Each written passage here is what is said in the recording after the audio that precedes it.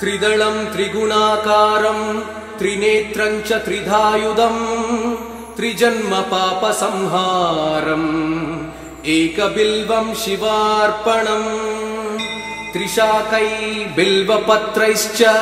अच्छिदै कोमलैः शुभै तव पूजां करिष्यामि एकबिल्वं शिवार्पणम् कोटिकन्या महादानं तिलपर्वतकोटयः काञ्चनं क्षीरदानेन एकबिल्वं शिवार्पणम् काशीक्षेत्रनिवासं च कालभैरवदर्शनम् प्रयागे माधवं दृष्ट्वा एकबिल्वं शिवार्पणम् इन्दुवारे व्रतं स्थित्वा निराहारो महेश्वरः नक्तं हौष्यामि देवेश एकबिल्वं शिवार्पणम् रामलिङ्गप्रतिष्ठा च वैवाहिककृतं तथा तटाकानि च सन्धानम् एकबिल्वं शिवार्पणम् अखण्डबिल्वपत्रं च आयुधं शिवपूजनम् कृतं नाम सहस्रेण एकबिल्वं शिवार्पणम् उमया सह देवेश नन्दिवाहनमेव च भस्मलेपन सर्वाङ्गम् एकबिल्वं शिवार्पणम् सालग्रामेण विप्राणां तटाकं दशकूपयो यज्ञकोटिसहस्रश्च एकबिल्वं शिवार्पणम् दन्तिकोटिसहस्रेषु अश्वमेधशतक्रतौ कोटिकन्या महादानम् एकबिल्वं शिवार्पणम् बिल्वाणां दर्शनं पुण्यं स्पर्शनं पापनाशनम् अघोरपापसंहारम् एकबिल्वं शिवार्पणम् सहस्रवेदपाठेषु ब्रह्मस्थापनमुच्यते अनेकव्रतकोटीनाम् एकबिल्वं शिवार्पणम् अन्नदानसहस्रेषु सहस्रोपनयनं तथा अनेकजन्म पापानि एकबिल्वं शिवार्पणम् बिल्वाष्टकमिदं पुण्यं यः पठेत् शिवसन्निधौ शिवलोकमवाप्नोति एकबिल्वं शिवार्पणम्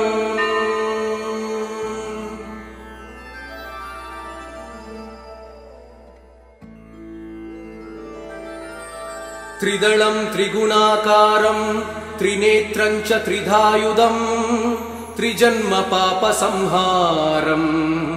एकबिल्वं शिवार्पणम् त्रिशाकै बिल्वपत्रैश्च अच्छिदै कोमलैः शुभै तव पूजां करिष्यामि एकबिल्वं शिवार्पणम् कोटिकन्या महादानं तिलपर्वतकोटयः काञ्चनं क्षीरदानेन एकबिल्वं शिवार्पणम् काशीक्षेत्रनिवासं च कालभैरवदर्शनम् प्रयागे माधवं दृष्ट्वा एकबिल्वं शिवार्पणम् इन्दुवारे व्रतं स्थित्वा निराहारो महेश्वरः नक्तं हौष्यामि देवेश एकबिल्वं शिवार्पणम् रामलिङ्गप्रतिष्ठा च वैवाहिककृतं तथा तटाकानि च सन्धानम् एकबिल्वं शिवार्पणम् अखण्डबिल्वपत्रं च आयुधं शिवपूजनम् कृतं नाम सहस्रेण एकबिल्वं शिवार्पणम् उमया सह देवेश नन्दिवाहनमेव च भस्मलेपन सर्वाङ्गम् एकबिल्वं शिवार्पणम् सालग्रामेण विप्राणां तटाकं दशकूपयो यज्ञकोटिसहस्रश्च एकबिल्वं शिवार्पणम् दन्तिकोटिसहस्रेषु अश्वमेधशतक्रतौ कोटिकन्या महादानम् एकबिल्वं शिवार्पणम् बिल्वाणां दर्शनं पुण्यं स्पर्शनं पापनाशनम् अघोरपापसंहारम् एकबिल्वं शिवार्पणम् सहस्रवेदपाठेषु ब्रह्मस्थापनमुच्यते अनेकव्रतकोटीनाम् एकबिल्वं शिवार्पणम् अन्नदानसहस्रेषु सहस्रोपनयनं तथा अनेकजन्मपापानि एकबिल्वं शिवार्पणम् बिल्वाष्टकमिदं पुण्यं यः पठेत् शिवसन्निधौ शिवलोकमवाप्नोति एकबिल्वं शिवार्पणम्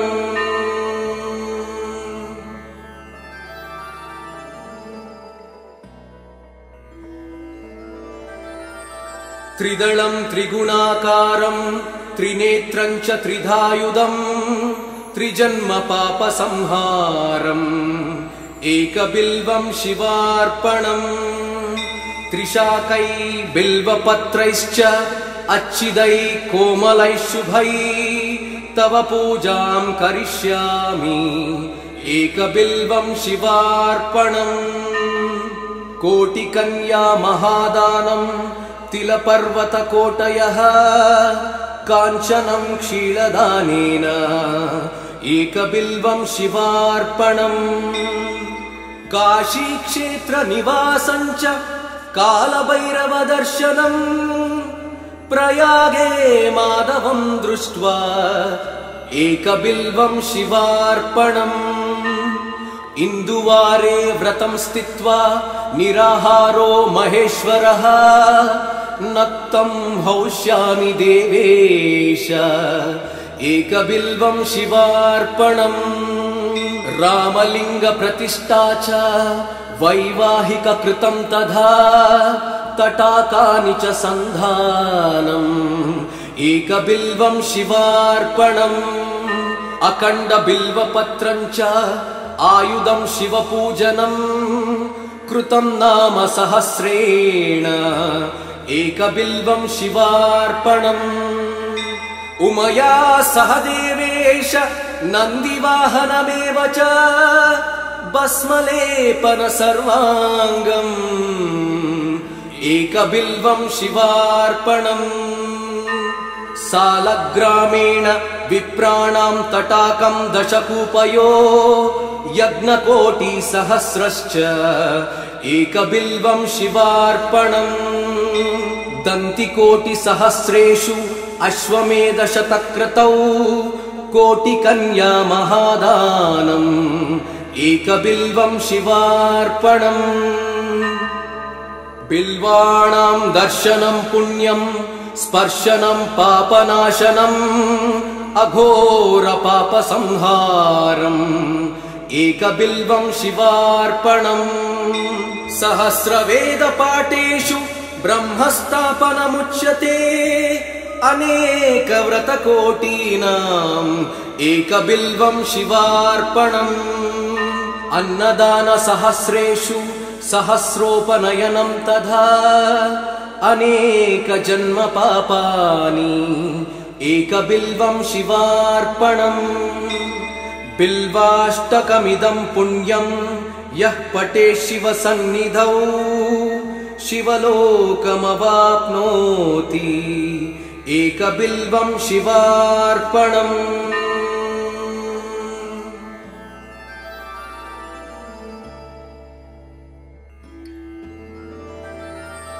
त्रिदलं त्रिगुणाकारं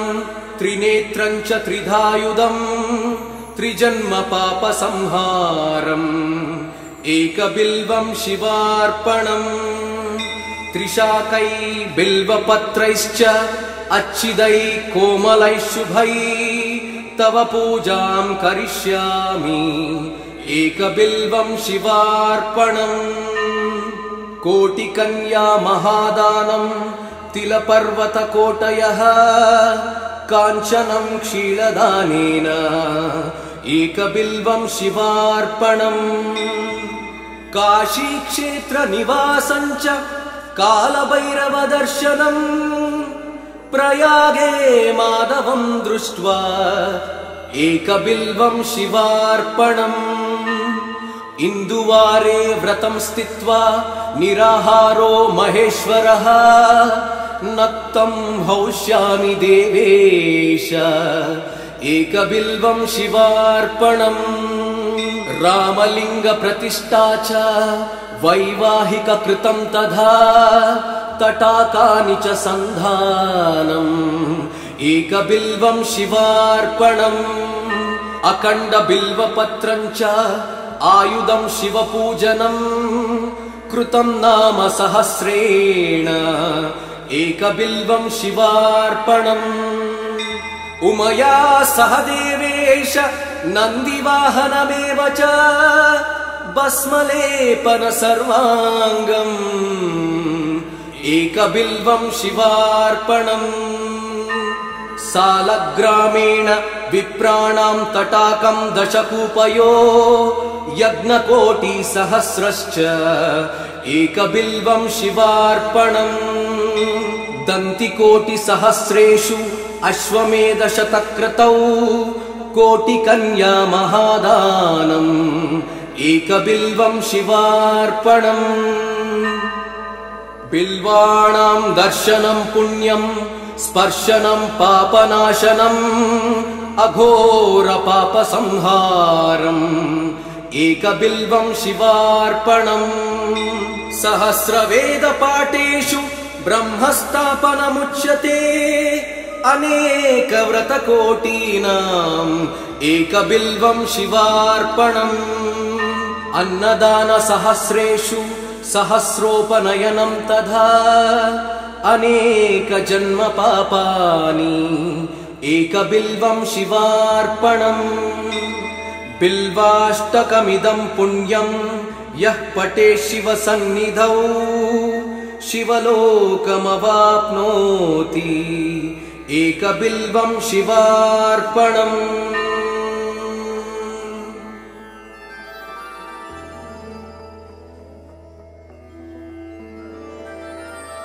त्रिदलं त्रिगुणाकारं त्रिनेत्रं च त्रिधायुधम् त्रिजन्मपापसंहारम् एकबिल्वं शिवार्पणम् त्रिशाकै बिल्वपत्रैश्च अच्छिदै कोमलै शुभै तव पूजां करिष्यामि एकबिल्वं शिवार्पणम् कोटिकन्या महादानं तिलपर्वतकोटयः काञ्चनं क्षीरदानेन एकबिल्वं शिवार्पणम् काशीक्षेत्रनिवासं च कालभैरवदर्शनम् प्रयागे माधवं दृष्ट्वा एकबिल्वं शिवार्पणम् इन्दुवारे व्रतं स्थित्वा निराहारो महेश्वरः नक्तं हौष्यामि देवेश एकबिल्वं शिवार्पणम् रामलिङ्गप्रतिष्ठा च वैवाहिककृतं तथा तटाकानि च सन्धानम् एकबिल्वं शिवार्पणम् अखण्डबिल्वपत्रं च आयुधं शिवपूजनम् कृतं नाम सहस्रेण एकबिल्वं शिवार्पणम् उमया सह देवेश नन्दिवाहनमेव च भस्मलेपन सर्वाङ्गम् एकबिल्वं शिवार्पणम् सालग्रामेण विप्राणां तटाकं दशकूपयो यज्ञकोटिसहस्रश्च एकबिल्वं शिवार्पणम् दन्तिकोटिसहस्रेषु अश्वमेधशतक्रतौ कोटिकन्या महादानम् एकबिल्वं शिवार्पणम् बिल्वाणां दर्शनं पुण्यं स्पर्शनं पापनाशनम् अघोर पापसंहारम् एकबिल्वं शिवार्पणम् सहस्रवेदपाठेषु ब्रह्मस्थापनमुच्यते अनेकव्रतकोटीनाम् एकबिल्वं शिवार्पणम् अन्नदानसहस्रेषु सहस्रोपनयनं तथा अनेकजन्मपापानि एकबिल्वं शिवार्पणम् बिल्वाष्टकमिदं पुण्यं यः पठे शिवसन्निधौ शिवलोकमवाप्नोति एकबिल्वं शिवार्पणम्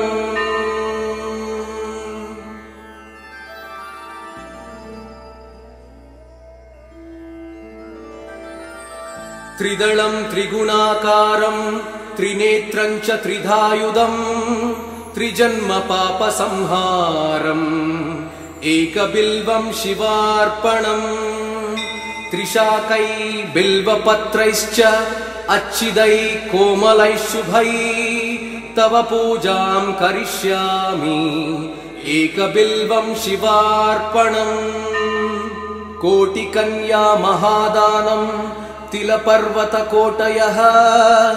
काञ्चनं क्षीरदानेन एकबिल्वं शिवार्पणम् काशीक्षेत्रनिवासं च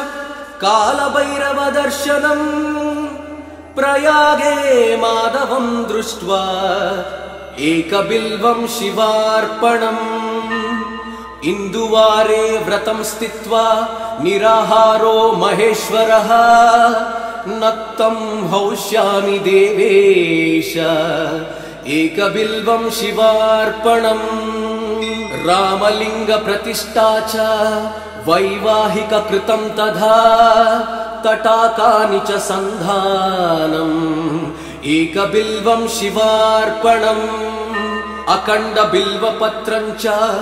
आयुधं शिवपूजनम् कृतं नाम सहस्रेण एकबिल्वं शिवार्पणम् उमया सह देवेश नन्दिवाहनमेव च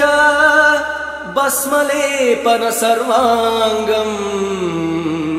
एकबिल्वं शिवार्पणम्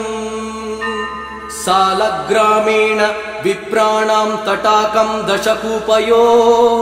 यज्ञकोटिसहस्रश्च एकबिल्वं शिवार्पणम् दन्तिकोटिसहस्रेषु अश्वमेधशतक्रतौ कोटिकन्या महादानम् एकबिल्वं शिवार्पणम्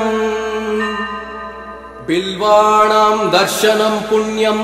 स्पर्शनं पापनाशनम् अघोर पापसंहारम् एकबिल्वं शिवार्पणम् सहस्रवेदपाठेषु ब्रह्मस्थापनमुच्यते अनेकव्रतकोटीनाम् एकबिल्वं शिवार्पणम् अन्नदानसहस्रेषु सहस्रोपनयनं तथा अनेकजन्मपापानि एकबिल्वं शिवार्पणम् बिल्वाष्टकमिदं पुण्यं यः पठे शिवसन्निधौ शिवलोकमवाप्नोति एकबिल्वं शिवार्पणम्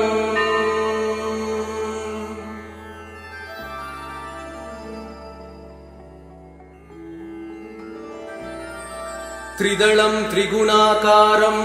त्रिनेत्रं च त्रिधायुधं त्रिजन्मपापसंहारम् एकबिल्वं शिवार्पणम् त्रिशाकै बिल्वपत्रैश्च अच्छिदै कोमलैः शुभै तव पूजां करिष्यामि एकबिल्वं शिवार्पणम् कोटिकन्या महादानं तिलपर्वतकोटयः काञ्चनं क्षीरदानेन एकबिल्वं शिवार्पणम् काशीक्षेत्रनिवासं च कालभैरवदर्शनम् प्रयागे माधवं दृष्ट्वा एकबिल्वं शिवार्पणम् इन्दुवारे व्रतं स्थित्वा निराहारो महेश्वरः नक्तं हौष्यामि देवेश एकबिल्वं शिवार्पणम् रामलिङ्गप्रतिष्ठा च वैवाहिककृतं तथा तटाकानि च सन्धानम् एकबिल्वं शिवार्पणम् अखण्डबिल्वपत्रं च आयुधं शिवपूजनम् कृतं नाम सहस्रेण एकबिल्वं शिवार्पणम् उमया सह देवेश नन्दिवाहनमेव च भस्मलेपन सर्वाङ्गम् एकबिल्वं शिवार्पणम् सालग्रामेण विप्राणां तटाकं दशकूपयो यज्ञकोटिसहस्रश्च एकबिल्वं शिवार्पणम् दन्तिकोटिसहस्रेषु अश्वमेधशतक्रतौ कोटिकन्या महादानम् एकबिल्वं शिवार्पणम् बिल्वाणां दर्शनं पुण्यं स्पर्शनं पापनाशनम् अघोरपापसंहारम् एकबिल्वं शिवार्पणम् सहस्रवेदपाठेषु ब्रह्मस्थापनमुच्यते अनेकव्रतकोटीनाम्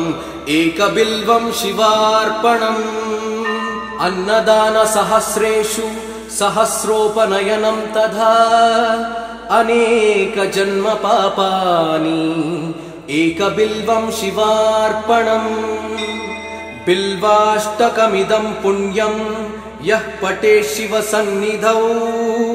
शिवलोकमवाप्नोति एकबिल्वं शिवार्पणम्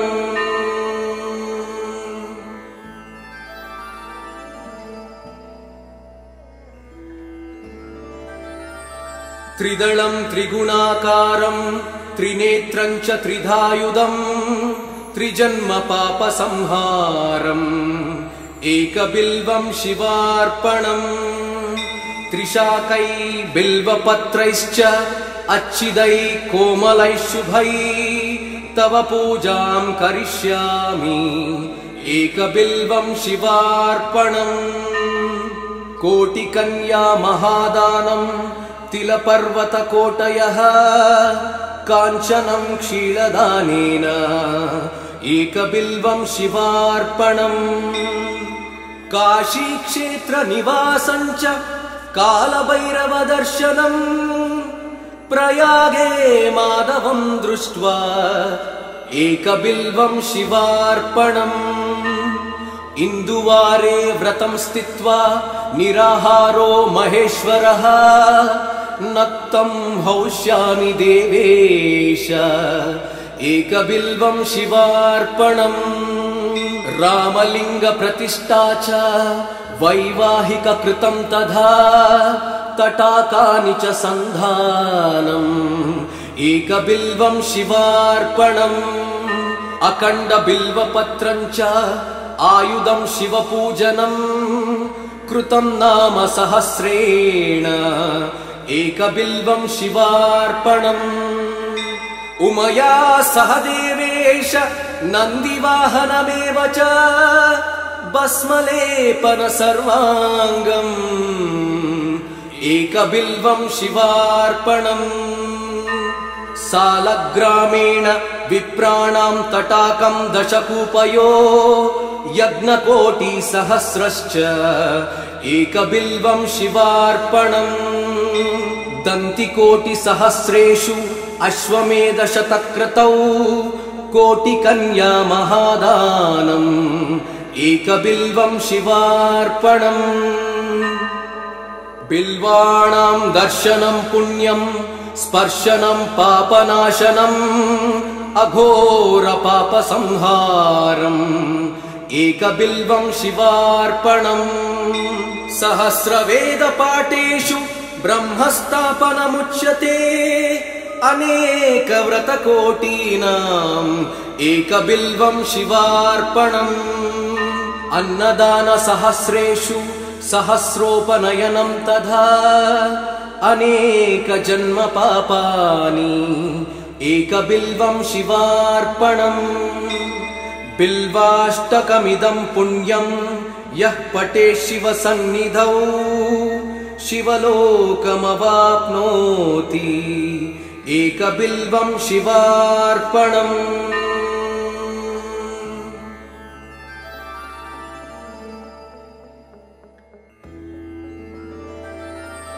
त्रिदलं त्रिगुणाकारं त्रिनेत्रं च त्रिधायुधं त्रिजन्म पाप संहारम् एकबिल्वं शिवार्पणम् त्रिशाकै बिल्वपत्रैश्च अच्छिदै कोमलै शुभै तव पूजां करिष्यामि एकबिल्वं शिवार्पणम् कोटिकन्या महादानं तिलपर्वतकोटयः काञ्चनं क्षीरदानेन एकबिल्वं शिवार्पणम् काशीक्षेत्रनिवासं च कालभैरवदर्शनम् प्रयागे माधवं दृष्ट्वा एकबिल्वं शिवार्पणम् इन्दुवारे व्रतं स्थित्वा निराहारो महेश्वरः नक्तं हौष्यामि देवेश एकबिल्वं शिवार्पणम् रामलिङ्गप्रतिष्ठा च वैवाहिककृतं तथा तटाकानि च सन्धानम् एकबिल्वं शिवार्पणम् अखण्डबिल्वपत्रं च आयुधं शिवपूजनम् कृतं नाम सहस्रेण एकबिल्वं शिवार्पणम् उमया सह देवेश नन्दिवाहनमेव च भस्मलेपन सर्वाङ्गम् एकबिल्वं शिवार्पणम् सालग्रामेण विप्राणां तटाकं दशकूपयो यज्ञकोटिसहस्रश्च एकबिल्वं शिवार्पणम् दन्तिकोटिसहस्रेषु अश्वमेधशतक्रतौ कोटिकन्या महादानम् एकबिल्वं शिवार्पणम् बिल्वाणां दर्शनं पुण्यं स्पर्शनं पापनाशनम् अघोर पाप संहारम् एकबिल्वं शिवार्पणम् सहस्रवेद पाठेषु ब्रह्मस्थापनमुच्यते अनेक व्रतकोटीनाम् एकबिल्वं शिवार्पणम् अन्नदान सहस्रेषु सहस्रोपनयनं तथा अनेक जन्म पापानि एकबिल्वं शिवार्पणम् बिल्वाष्टकमिदं पुण्यं यः पठे शिवसन्निधौ शिवलोकमवाप्नोति एकबिल्वं शिवार्पणम्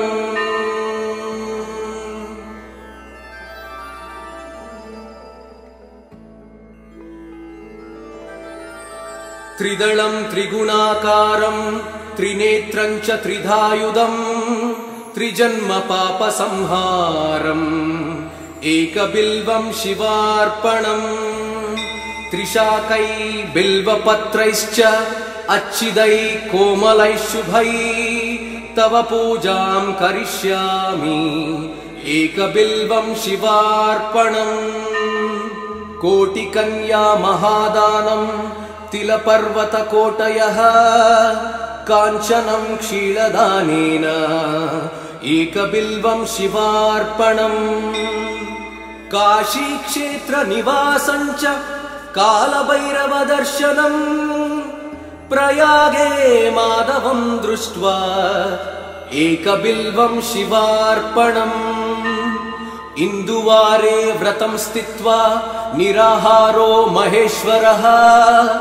नक्तं हौष्यामि देवेश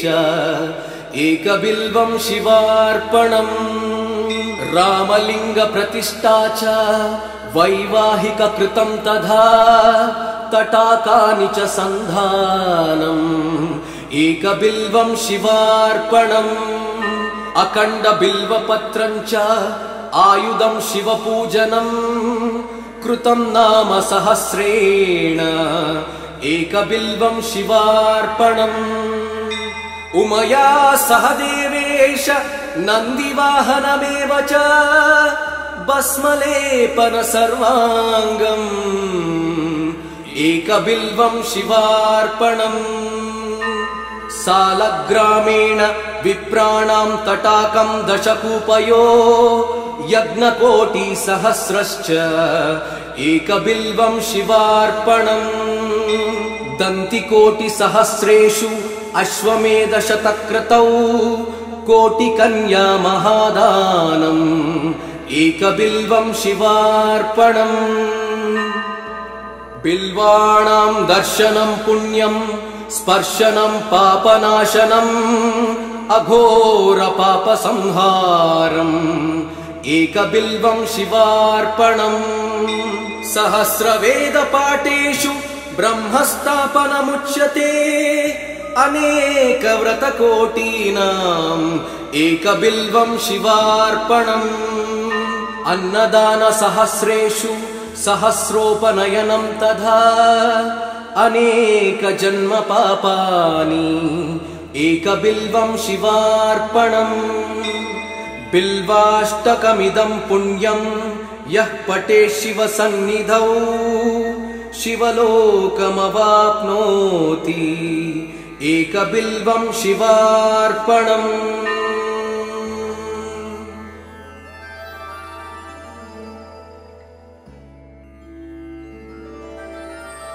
त्रिदलं त्रिगुणाकारं त्रिनेत्रं च त्रिधायुधं त्रिजन्म पापसंहारम् एकबिल्वं शिवार्पणम् त्रिशाकै बिल्वपत्रैश्च अच्छिदै कोमलैः शुभै तव पूजां करिष्यामि एकबिल्वं शिवार्पणम् कोटिकन्या महादानं तिलपर्वतकोटयः काञ्चनं क्षीरदानेन एकबिल्वं शिवार्पणम् काशीक्षेत्रनिवासं च कालभैरवदर्शनम् प्रयागे माधवं दृष्ट्वा एकबिल्वं शिवार्पणम् इन्दुवारे व्रतं स्थित्वा निराहारो महेश्वरः नक्तं हौष्यामि देवेश एकबिल्वं शिवार्पणम् रामलिंग प्रतिष्ठा च वैवाहिक कृतं तथा तटाकानि च सन्धानम् एकबिल्वं शिवार्पणम् अखण्ड बिल्वपत्रं च आयुधं शिवपूजनम् कृतं नाम सहस्रेण एकबिल्वं शिवार्पणम् उमया सह देवेश नन्दिवाहनमेव च भस्मलेपन सर्वाङ्गम् एकबिल्वं शिवार्पणम् सालग्रामेण विप्राणां तटाकं दशकूपयो यज्ञकोटिसहस्रश्च एकबिल्वं शिवार्पणम् दन्तिकोटिसहस्रेषु अश्वमेधशतक्रतौ कोटिकन्या महादानम् एकबिल्वं शिवार्पणम् बिल्वाणां दर्शनं पुण्यं स्पर्शनं पापनाशनम् अघोर पापसंहारम् एकबिल्वं शिवार्पणम् सहस्रवेदपाठेषु ब्रह्मस्थापनमुच्यते अनेकव्रतकोटीनाम् एकबिल्वं शिवार्पणम् अन्नदानसहस्रेषु सहस्रोपनयनं तथा अनेकजन्मपापानि एकबिल्वं शिवार्पणम् बिल्वाष्टकमिदं पुण्यं यः पठेत् शिवसन्निधौ शिवलोकमवाप्नोति एकबिल्वं शिवार्पणम्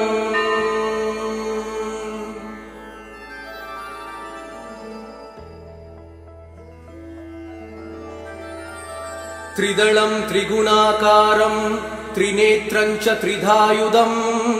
त्रिजन्मपापसंहारम् एकबिल्वं शिवार्पणम् त्रिशाकै बिल्वपत्रैश्च अच्छिदैः कोमलैः शुभैः तव पूजां करिष्यामि एकबिल्वं शिवार्पणम् कोटिकन्या महादानं तिलपर्वतकोटयः काञ्चनं क्षीरदानेन एकबिल्वं शिवार्पणम् काशीक्षेत्रनिवासं च कालभैरवदर्शनम् प्रयागे माधवं दृष्ट्वा एकबिल्वं शिवार्पणम् इन्दुवारे व्रतं स्थित्वा निराहारो महेश्वरः नक्तं हौष्यामि देवेश एकबिल्वं शिवार्पणम् रामलिङ्गप्रतिष्ठा च वैवाहिककृतं तथा तटाकानि च सन्धानम् एकबिल्वं शिवार्पणम् अखण्डबिल्वपत्रं च आयुधं शिवपूजनम् कृतं नाम सहस्रेण एकबिल्वं शिवार्पणम् उमया सह देवेश नन्दिवाहनमेव च भस्मलेपन सर्वाङ्गम् एकबिल्वं शिवार्पणम् सालग्रामेण विप्राणां तटाकं दशकूपयो यज्ञकोटिसहस्रश्च एकबिल्वं शिवार्पणम् दन्तिकोटिसहस्रेषु अश्वमेधशतक्रतौ कोटिकन्या महादानम् एकबिल्वं शिवार्पणम् बिल्वाणां दर्शनं पुण्यं स्पर्शनं पापनाशनम् अघोरपापसंहारम् एकबिल्वं शिवार्पणम् सहस्रवेदपाठेषु ब्रह्मस्थापनमुच्यते अनेकव्रतकोटीनाम् एकबिल्वं शिवार्पणम् अन्नदानसहस्रेषु सहस्रोपनयनं तथा अनेकजन्मपापानि एकबिल्वं शिवार्पणम् बिल्वाष्टकमिदं पुण्यं यः पठेत् शिवसन्निधौ शिवलोकमवाप्नोति एकबिल्वं शिवार्पणम्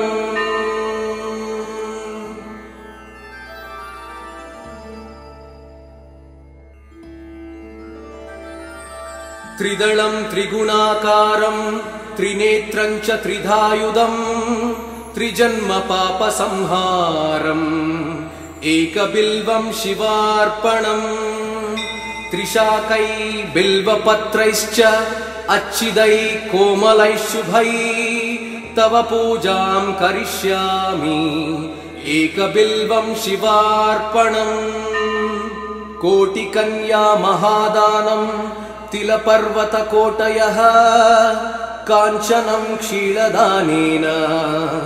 एकबिल्वं शिवार्पणम्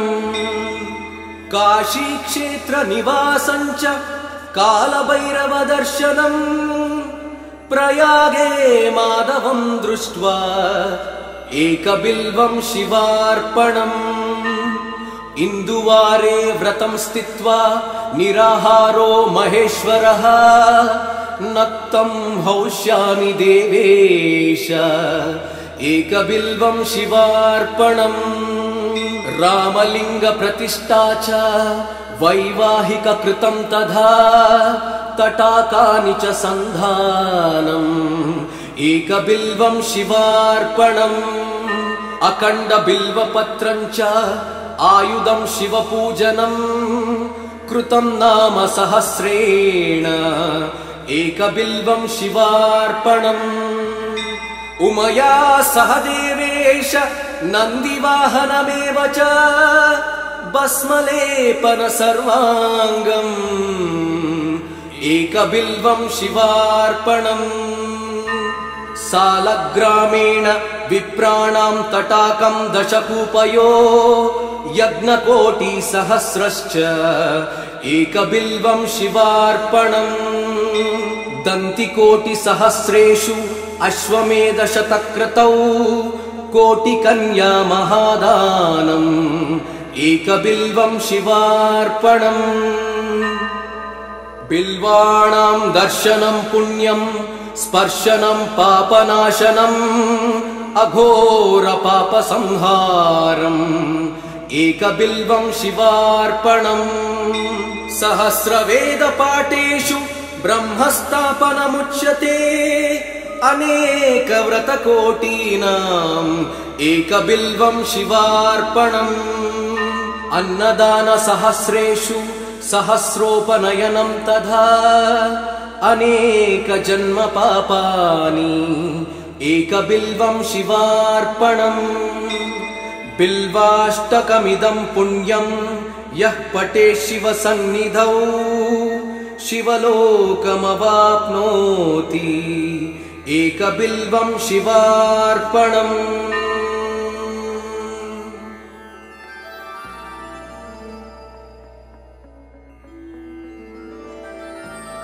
त्रिदलं त्रिगुणाकारं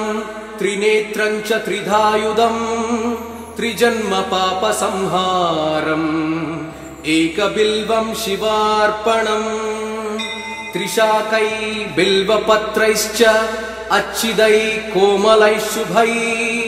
तव पूजां करिष्यामि एकबिल्वं शिवार्पणम्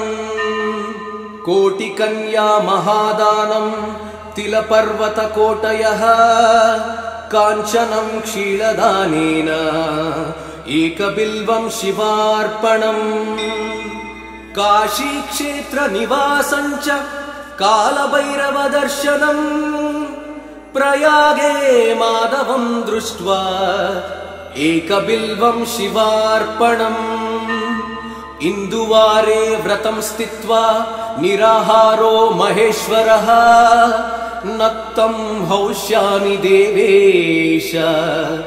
एकबिल्वं शिवार्पणम् रामलिंग प्रतिष्ठा च वैवाहिक कृतं तथा तटाकानि च सन्धानम् एकबिल्वं शिवार्पणम् अखण्ड बिल्वपत्रं च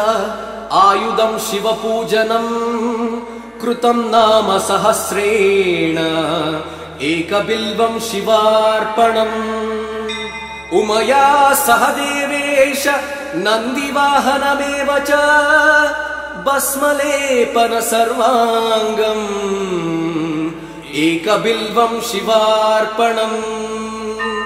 सालग्रामेण विप्राणां तटाकं दशकूपयो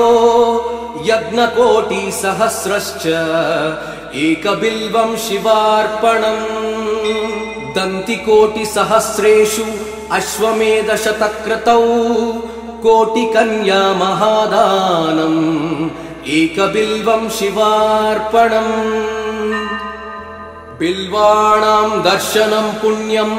स्पर्शनं पापनाशनम्